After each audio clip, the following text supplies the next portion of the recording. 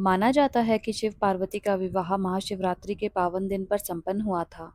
लेकिन दोनों का विवाह इतना भी आसान नहीं था। शिवजी जब माता पार्वती से विवाह रचाने बारातियों के साथ उनके द्वार पहुंचे, तो एक बार फिर से विवाह में अड़चन आ गई। आइए जानते हैं कैसे संपन्न हुआ शिव पार्वती का विवाह।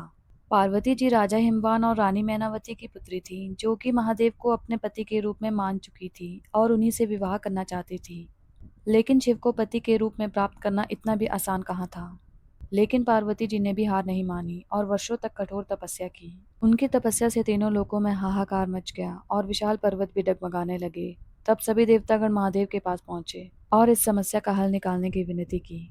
पार्वती की कठोर तपस्या से महादेव भी प्रसन्न हुए, लेकिन शिवजी ने पार्वती को दर्शन देकर कहा कि वो किसी राजकुमार के साथ विवाह कर ले। पार्वती जी ने इससे इनकार कर दिया और बोली कि वो मन ही मन महादेव को अपना पति मान बैठी है। इस तरह से शिवजी भी विवाह के लिए मान गए। पार्वती के पिता हिमवान भी शिव पार्वती के विवाह के लिए राजी हो गए। पार्वती जी से विवाह रचाने के लिए शिवजी बारातियों के साथ पहुंचे। उनके साथ बाराती में भूत प्रेत और चुड़ैल भी थे।